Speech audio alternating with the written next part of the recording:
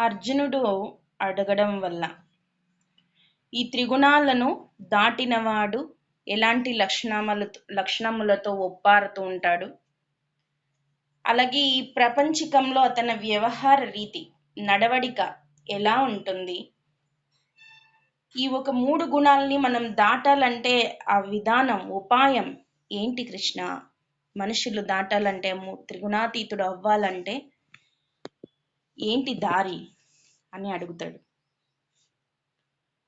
అందుకు భగవంతుడు పాండుకుమారునికి చెప్తాడు, ఎవరైతే ఈ సత్వరజస్తమో గుణాల నుండి వచ్చినటువంటి పరిస్థితులను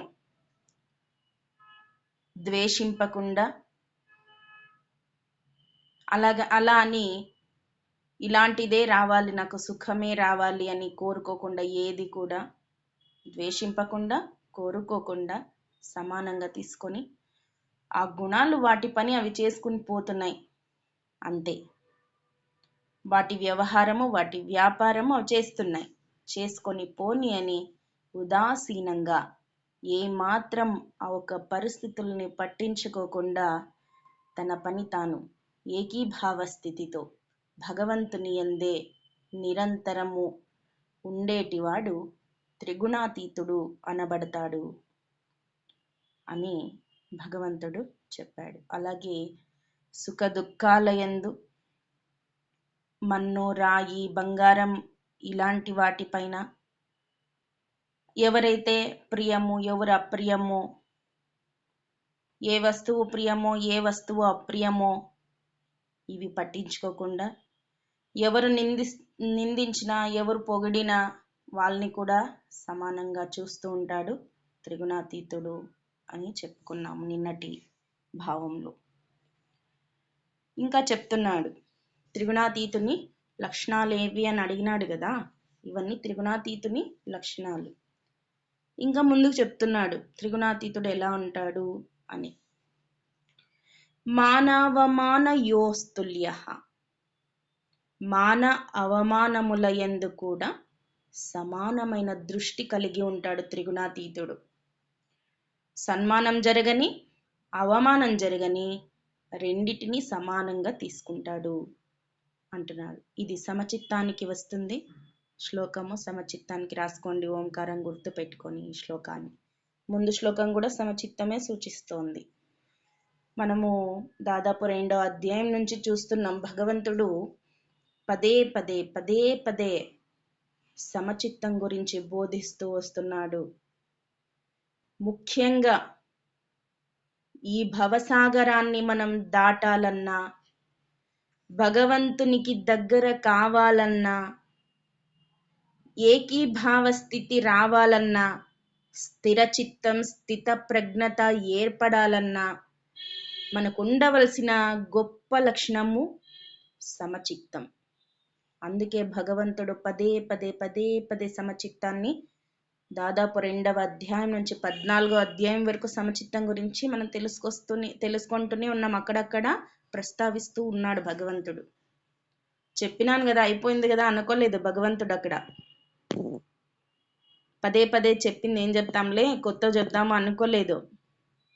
సమచిత్తాన్ని అలవడుచుకో ఓ మనుజ అంటున్నాడు భగవంతుడు. సమచిత్తం ఉన్నప్పుడే భగవంతునికి దగ్గర కాగలం, ఒకరికి ఆదర్శప్రాయులుగా ఉండగలం, ఒకరికి ఏదైనా నేర్పించగలం. చెబితే మన మాట అక్కడ చెల్లుతుంది. మనం ఆచరిస్తూ ఉంటే, మనం చెప్పినప్పుడు ఆ మాట అక్కడ ఆచరణలో పెట్టడానికి వేరే వాళ్ళు ముందుకొస్తారు. మనమే ఆచరించకుండా ఊరికే చెప్తున్నాం మాటలన్నీ అంటే వేరే వాళ్ళు ఆచరణ చేయడానికి ఇష్టపడరు. వాళ్ళే ఎట్లున్నారు, మాకు నీతులన్నీ చెప్తారు, కూర్చొని ఉంటే సలహాలన్నీ ఇస్తారు అనుకుంటారు. తప్పు. మనము ఆచరణలో పెట్టినప్పుడే, మనం ఆచరణలో పెట్టిన విషయాలనే మనం ఒకరికి చెప్పాలి. మనం ముందు మనల్ని మనం ఇంట గెలిచి బయట గెలవమన్నారు. ఇంట్లో అంటే మన దేహంలో ఉన్న అరిషడ్వర్గాల్ని మనం జయించాలి, తర్వాతే వేరే వాళ్ళకి చెప్పాలి. అందుకే భగవంతుడు కూడా చెప్పుకుంటూ వస్తున్నాడు సమచిత్తం గురించి. ఎవరైతే సమచిత్తాన్ని, స్థిత ప్రజ్ఞతను అలాగే ద్వంద్వాల యందు సమభావంతో ఉంటాడో అలాంటి వాడు నాకు ప్రియుడు అని 12వ అధ్యాయంలో కూడా భగవంతుడు చెప్పాడు. అలాంటి భక్తుడు అంటే నాకు ప్రియుడు అంటాడు. తుల్య మానవ మానయో శీతోష్ణ సుఖ దుఃఖేషు సమస్సంగ వివర్జిత తుల్య నిందా స్తుతిర్మౌని సంతుష్టో ఏన కేనచిత్ అనికేత స్థిరమతి భక్తిమాన్ మే ప్రియో నరహ అంటాడు భగవంతుడు. మనల్ని పొగొడుతున్నారు కదా అని వాళ్ళని ప్రేమించకూడదు. పొగొడుతున్నారంటే ఇంకా తిట్టే వాళ్ళనే మనము దగ్గరగా ఉండాలేమో, నింద చేస్తారే మనకు, వాళ్ళ మనసులో ఏదుంటే అది కక్కుతున్నారు. ఈ తీయగా మాట్లాడే వాళ్ళు ఉన్నారు కదా, వాళ్ళని అస్సలు నమ్మడానికి పోకూడదు. మన మీద ప్రేమ ఉండేవాళ్ళు, మనతో ప్రేమగా మాట్లాడుతున్నారు, మనతో ఉండేవాళ్ళు, మన జీవిత భాగస్వాములు, మన కుటుంబీకులు ప్రేమగా మాట్లాడుతున్నారంటే అర్థం ఉంది. వేరే ఎవరో దూరంగా ఉండే వాళ్ళు పొగుడుతున్నారంటే వాళ్ళకి ఏదో మనతో అవసరం ఉంది కాబట్టి పొగుడుతున్నారు. స్వార్థ బుద్ధితో పొగుడుతున్నారు, మనస్ఫూర్తిగా కాదు. వాళ్ళని అస్సలు నమ్మకూడదు. లోక రీతి, లోక వ్యవహార రీతి అలా ఉంది. ఇప్పుడు మనతో బాగా మాట్లాడుతున్నారు, తీయగా ఉన్నాయి వాళ్ళ మాటలు, పొగుడేస్తున్నారు మనల్ని బాగా అంటే పడిపోకండి ఎవరును. ఏదో మర్మం ఉంది అందులో. మర్మం లేనిది ఏది అక్కడ ఏదో ఉంది, స్వార్థ బుద్ధి వాళ్ళది ఉంది. మన నుంచి ఏదో పని జరగాలి, అందుకే వాళ్ళు అలా చేస్తున్నారని మనము ముందే ఒక అంచనాకి రావాలి.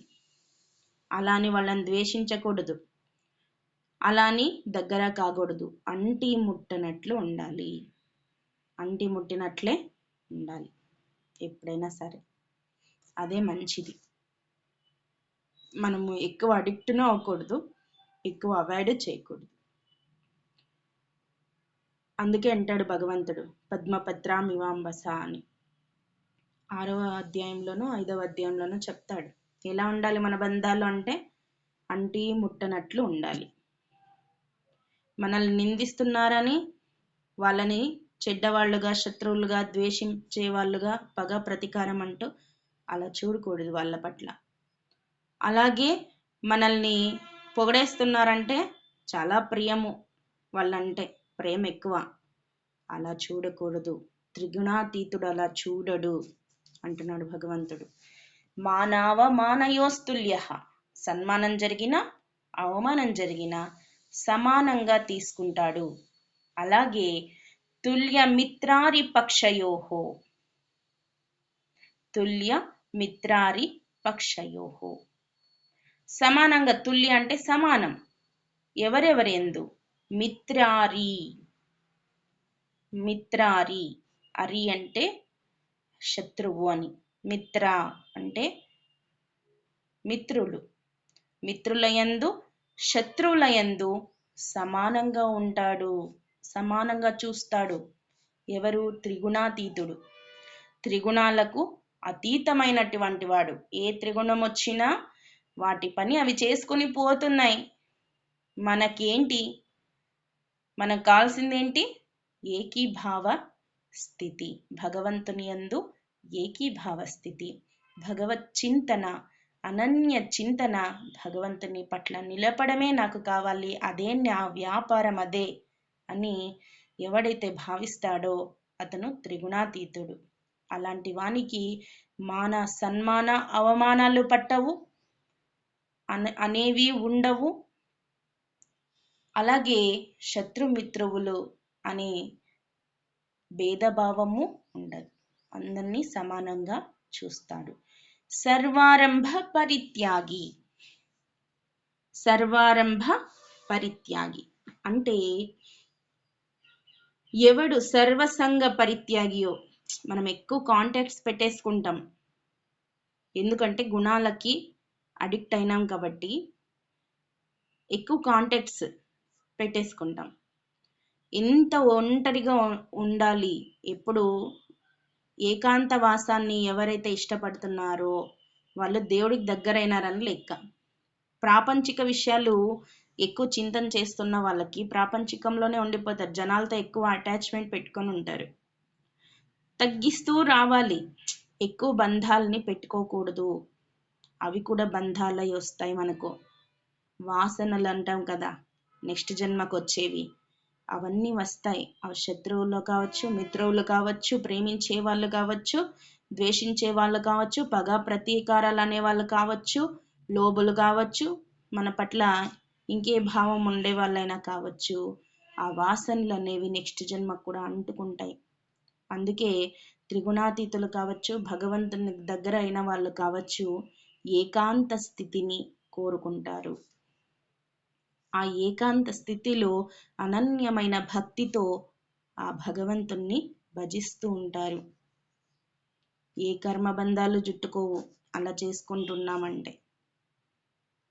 అందుకే ఎంత తగ్గించుకుంటే అంత మంచిది. సర్వారంభ పరిత్యాగి, ఎవరైతే సర్వ సంగము పరిత్యాగ, సంగము అంటే జతలు, త్యాగి వాటిని వదిలేసి ఉంటాడో గుణాతీతస్య ఉచ్యతే. అలాంటి వాణ్ణి త్రిగుణాతీతుడు అంటారు. అంతేకాకుండా ఈ విద్యుక్త ధర్మములు ఏవైతే ఉన్నాయో, మనకి మన బాధ్యతలు, కర్తవ్యాలు కొన్ని ఉంటాయి మన భవసాగరంలో. ఈ ఒక సంసారం మనము వచ్చినాక ఈ సంసారంలో కొన్ని బాధ్యతలు, కర్తవ్యాలు కొన్ని ఆ భగవంతుడు మనకి విధించి ఉంటాడు. వాటిని ఆచరిస్తూ వీటిని నేనే చేశాను అనే కర్తృత్వ భావాన్ని వదిలిపెట్టి ఎవడైతే ఉంటాడో అలాంటి వాణ్ణి త్రిగుణాతీతుడు అంటారు అంటున్నాడు. దీనికి బెస్ట్ ఎగ్జాంపుల్గా నేను ఒకటి చెప్తాను మీకు. ఒక కథ చెప్తాను చిన్నది, ఇది చెప్పుకొని ముందుకు వెళ్దాం. ఒకసారి రేపల్లె నుండి గోపికలందరూ వెన్న, పాలు, నెయ్యి కడవల్లో తీసుకొని అమ్ముకు రావడానికి పట్టణానికి వెళ్తారు. యమునా నది దాటి వెళ్ళాలి అంటే వేరే పొరుగు దీనికి వెళ్ళాలంటే, పొరుగు పట్టణానికి కావచ్చు, ఊరికి కావచ్చు వెళ్ళాలంటే యమునా నదిని దాటుకుని వెళ్ళాలి. వెళ్ళేదైతే వెళ్ళినారు కానీ ఆ సైడ్కి వెళ్ళంగానే, ఈ సైడ్ నుంచి ఆ సైడ్ వెళ్ళగానే పెద్దగా వర్షం పడుతుంది. కుండ్లలోనేమో నిండా పాలు, పెరుగు, నెయ్యి, వెన్న అన్నీ ఉన్నాయి. అమ్ముకు రావడానికి తీసుకుపోతున్నారు. బాగా ఉధృతి ఎక్కువైపోయింది, వర్షం చాలా పెరిగిపోయింది. యమునా నదీమ తల్లి ఉరకలేస్తోంది ఆ వర్షానికి. ఇప్పుడు ఎలా ఇంటికి వెళ్ళేది? యమునా నదిలో తెప్పల్లో వెళ్తే ఈ దాటికి నిలబడుతుందా? ఇక్కడ పట్నంలో ఉండిపోదామా అంటే మనకి ఎవరో తెలీదా? ఇప్పుడు రేపల్లెకి ఎలా చేరుకోవాలి అని ఒకరికొకరు ఆలోచన చేస్తూ ఉండగా అక్కడికి వ్యాస భగవానుల వారు వస్తారు. కర్తృత్వ భావం లేనివాడు అనేదానికి ఒక ఉదాహరణగా చెప్తున్నాను ఈ కథని. అక్కడికి వ్యాస భగవానుడు రాగానే, స్వామి మేము మీ వెంట వస్తాం స్వామి, మాకు భయంగా ఉంది, ఉధృతి పెరిగిపోతోంది, ఏదైనా చేసి మమ్మల్ని రేపల్లె దాకా అలా వదలండి స్వామి అని అడుగుతారు. అంటే వ్యాస భగవానుల వారు, సరే అలాగే కానివ్వండి, కానీ నాకు ముందుగా చాలా ఆకలిగా ఉంది, నేను తినాలనుకుంటున్నా, మీ దగ్గర ఏముంటే అది ఇవ్వండి అంటారు. అంటే వాళ్ళు పాలు, పెరుగు, నెయ్యి, వెన్న అన్నీ తెచ్చారు కదా, అన్నీ ఇస్తారు. కడవలు ఖాళీ అయిపోయినాయి, అన్నీ కడవలు ఖాళీ అయిపోయినాయి. తినేసినాడు అంతా. తినేసి లేచి నదీమ తల్లి దగ్గరికి వెళ్ళి, యమునా నది తల్లి దగ్గరికి, నేను ఈ పాలు, పెరుగు, నెయ్యి, వెన్న తినలేదు అనేది నిజమైతే అమ్మా యమునా నది మాకు దారినివ్వు అంటాడు. వెంటనే దారిచ్చేసింది అమ్మ నదీమ తల్లి. సరే, ఆ దారిచ్చినాక వ్యాస భగవానుడు ఆ ఒక దారి గుండా రేపల్లి చేరుకుంటాడు. ఆయన వెంటనే ఈ గోపికలు కూడా చేరుకుంటారు.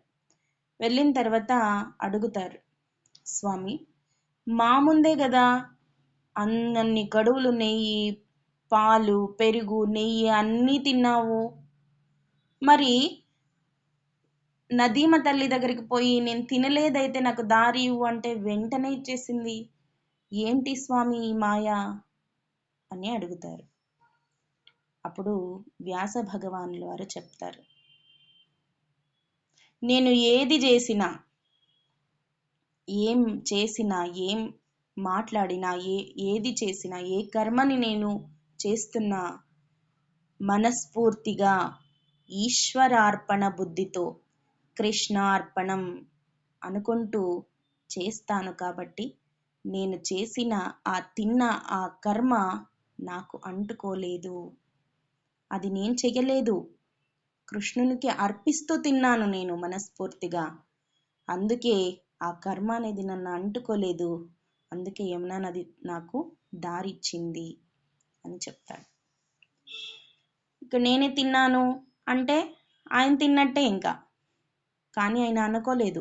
తిన్నది ఎవరు, తినిపించింది ఎవరికి? ఆయనలో ఉండే కృష్ణుడికి అర్పిస్తూ తిన్నాడు. కాబట్టి ఆయనకు ఆ కర్మ అనేది అంటుకోలేదు. అది సృష్టి కూడా దానికి సహకరించింది. మనస్ఫూర్తిగా కృష్ణుడికి నిర్మలమైన భక్తితో మనస్సుతో అర్పించాడు కాబట్టి, కృష్ణుడు స్వీకరించాడు కాబట్టి ఈయనకి కర్తృత్వ భావం అనేది రాలేదు. కర్తృత్వ కర్మ అనేది నేనే చేశాను, నేనే తిన్నాను అనుకొని ఉంటే నదీమ తల్లి దారిచ్చేది కాదు. నేను తినలేదు, నాలో ఉన్న కృష్ణుడికి నేను అర్పిస్తూ తిన్నాను నిర్మలమైన మనస్సుతో అని వ్యాస భగవానుల వారు వివరిస్తారు ఆ గోపికలకి. ఇక్కడ కర్తృత్వ భావం అంటే నేనే చేశాను, నేను లేకపోతే అవ్వదు, నేను లేకపోతే అవ్వదు, నా వల్ల తప్ప ఎవరి వల్ల సాధ్యం కాదు, నేనుంటేనే అక్కడ అనేవి పెట్టుకోకూడదు. మనకి కర్మలు అంటగడతాడు భగవంతుడు కాదులేండి, మనం చేసుకున్న నేనే చేశా అంటే మనకే వచ్చి అంటగడతాయి, అవన్నీ అంటుకుంటాయి, వాటిని వాసనలు అంటారు. అవి నెక్స్ట్ జన్మకు కూడా వస్తాయి. మంచి చేసుంటే ఓకే, ఏదో మంచి ఫలితమైన వస్తుంది. చెడు చేసి నేనే చేశానంటే ప్రతిఫలము అనుభవించి తీరాల్సిందే. కాబట్టి ఈ కర్తృత్వ భావం లేని వాణ్ణి త్రిగుణాతీతుడు అనబడును అంటున్నాడు భగవంతుడు. ఎవరెవరిని అంటే గుణకల్లోలములయందు 3 గుణాలు ఆవరించినప్పుడు ఉదాసీనుడి వలె ఉండి ఎవడు చలింపడో, ఇదంతయు గుణ వ్యాపారమే, ఆ గుణముల యొక్క వాటి పని అవి చేసుకుంటున్నాయి, పొమ్మని ఎవడు స్థిరుడై ఉండునో, స్థిరంగా ఉండునో, ఎవనికి సుఖ దుఃఖములు సమానములో, సుఖము దుఃఖము సమానంగా తీసుకుంటాడో, ఎవడు స్వరూప స్థితుడో అంటే భగవంతుని యందే స్థితుడై ఉంటాడో, మన్ను రాయి బంగారముల యందు ఎవనికి వ్యత్యాస బుద్ధి లేదో, ఎవడు ధీరుడై ఉండాలి, మళ్ళీ ధీరత్వం కూడా ఉండాలి. అలాగే ప్రియ అప్రియముల యందు, నిందా స్తుతుల యందు, నింద చేసిన నిన్ను పొగుడుతూ ఉన్నా, సన్మానము అవమానము ఎదురైన శత్రు మిత్రుల యందు ఎవడు సమానుడో, ఎవడు సర్వసంగ పరిత్యాగియో అట్టివాడే గుణాతీతుడు అంటున్నాడు భగవంతుడు ఇక్కడ ఈ 3 శ్లోకాల్లో.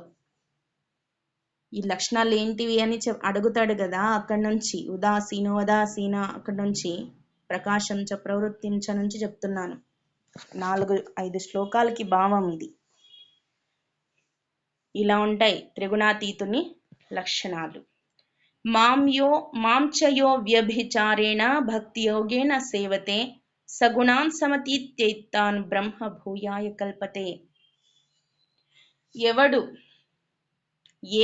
ఏకముఖమైనటువంటి భక్తి యోగంతో అనన్య చింతనతో ఎవరైతే నన్నే సేవించుచున్నాడో, భగవంతుడు చెప్తున్నాడు, ఎవరైతే అనన్య చింతనతో భక్తి యోగం అనే దాని ద్వారా నన్ను సేవిస్తూ ఉన్నాడో, అట్టివాడు గుణములు త్రిగుణాలన్నిటినీ అతిక్రమించి నా స్వరూపమునే పొందును అంటున్నాడు ఈ శ్లోకంలో. భక్తి యోగం ద్వారా భగవంతుని ఎల్లప్పుడూ సేవిస్తూ గుణాలని అధిగమిస్తాడంట. భగవంత్ చింతన ఉంది అంటే మనకి ఏది రాదు అంత తొందరగా. సమభావ స్థితి ఉంటుంది, సమచిత్తం ఏర్పడుతుంది. కావాల్సిందల్లా ఏంటి? భగవత్ చింతన ఒక్కటే కావాలనుకుంటూ ఉంటాడు ఆ మనిషి.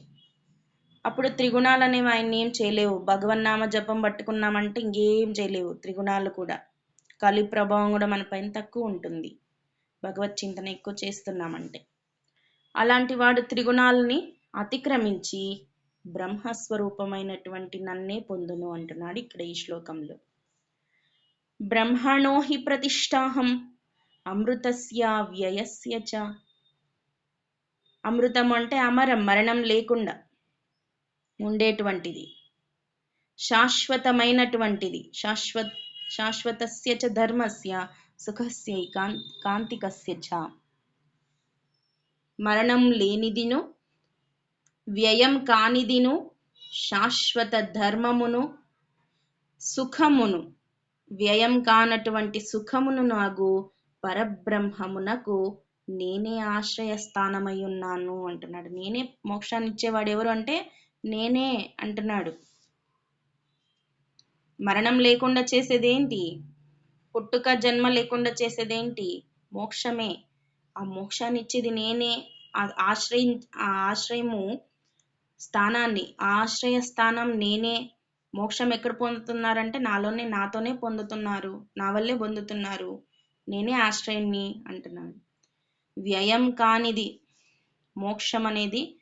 ఏం వ్యయం అనేది ఉండదు, నష్టం అనేది ఉండదు. వ్యయం అంటే ఖర్చు అయిపోవడం, అవ్యయము అంటే ఖర్చు కాకుండా ఉండడం, అంటే ఏమాత్రం సమసిపోనిది అని. శాశ్వతమైన ధర్మానికి నేనే ఆశ్రయుడను. ఆశ్రయ స్థానాన్ని నన్నే ఇవన్నీ ఆశ్రయించి ఉంటాయి. అలాగే నిరతిశయమైనటువంటి సుఖమును నగు బ్రహ్మమునకు నేనే ఆశ్రయస్థానము అన్నాడు భగవంతుడు. ఎవరిని భజిస్తే మనకి ఇవన్నీ దొరుకుతాయంటే ఆ కన్నయ్యను భజిస్తూ ఉంటే చాలు. మరణం లేని స్థితి, జనన మరణం లేని స్థితి, మోక్షం, పరంధామం, బ్రహ్మ నిర్వాణం అన్నీ ఆయన దగ్గరే ఉన్నాయి. అవ్యయమైనటువంటి శాశ్వతమైనటువంటి సుఖము కూడా ఆయన దగ్గరే ఉంటుంది. బ్రహ్మానంద స్థితిని మనం పొందవచ్చు భగవంతుణ్ణి పొందితే. దానికన్నా దానికి మించింది లేదు అనేది మనకు అర్థమవుతూ ఉంటుంది. మనం కూడా అనుభవిస్తూ ఉంటాము. ఎప్పుడు అనుభవిస్తుంటాము బ్రహ్మానంద స్థితిని? నేను మీకు ఆల్రెడీ చెప్పాను, ఒకసారి 2 సార్లు చెప్పాను. మనకు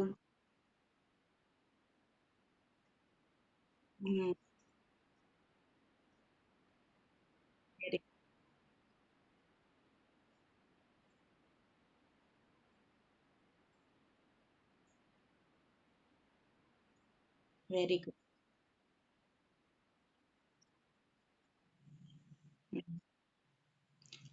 కళలోది అది వచ్చి ఒక దీని ప్రకారం చెప్పానులేండి. కానీ మనకు బ్రహ్మానంద పరిస్థితి ఎప్పుడు వస్తుంది అంటే, విజయమాత చెప్పారు, ఎంత బాగా చెప్పారో. వెరీ గుడ్ మాత, బాగా చెప్పారు, బాగా గుర్తు పెట్టుకున్నారు. గుడ్. అప్పుడు బాగా నిద్రపోయి పొద్దున్నే లేసి చూస్తే మనకు ఎంత రిలీఫ్ ఉంటుందో చెప్పలేనంత. ఆహా, దీనికన్నా ఇంక మించింది లేదనిపిస్తుంది ఆ టైంలో. అంతటి ఆనందము మనకు ప్రతి క్షణము అనుభవిస్తాం భగవంతుడిని చేరుకుంటే. దానికి మించింది లేదు ఇంకా. నేనే ఆశ్రయస్థానమై ఉన్నానయ్యా. ఈ ఒక బ్రహ్మస్వరూపానికి, బ్రహ్మ నిర్వాణం అంటే నన్నే పొందుతావు. నువ్వు అక్కడికి వచ్చినావంటే అమరాన్ని, అమరమును, అమరం అంటే మరణం లేనిది అని, అవ్యయము, వ్యయం కానిది, శాశ్వత ధర్మము, అలాగే నిరతిశయ సుఖమును నగు బ్రహ్మమునకు నేనే ఆశ్రయస్థానమై ఉన్నాను. నన్నే పొందుతావయ్యా నువ్వు. త్రిగుణాతీతుడివి అయినావంటే, ఎవరైతే భక్తి యోగంతో నన్ను సేవిస్తూ ఉంటాడో అట్టివాడు గుణములను అతిక్రమించి నన్నే పొందుతున్నాడు అని ఈ అధ్యాయంలో చెప్పాడు. ఇవి త్రిగుణాతీతుడి లక్షణాలు ఇక్కడ నుంచి చెప్పాడు. 22వ శ్లోకం నుంచి చెప్తూ వస్తున్నాడు. 26వ శ్లోకం వరకు చెప్పాడు. ఇంకా మనం తెలుసుకోవాల్సింది ఏంటి? ఇంకేం అడిగినాడు? వాని నడివడిక ఎలా ఉంటుంది, వాటిని దాటిడి విధానం ఏది అని ఇంకా 2 క్వశ్చన్లు మిగిలే ఉన్నాయి. అవి రేపు 15వ అధ్యాయం నుంచి స్టార్ట్ అవుతాయి. రేపటి నుంచి తెలుసుకుందామని తెలియజేస్తూ ఇంతటితో ముక్తాయం చేస్తాను. హరి ఓం తత్సత్.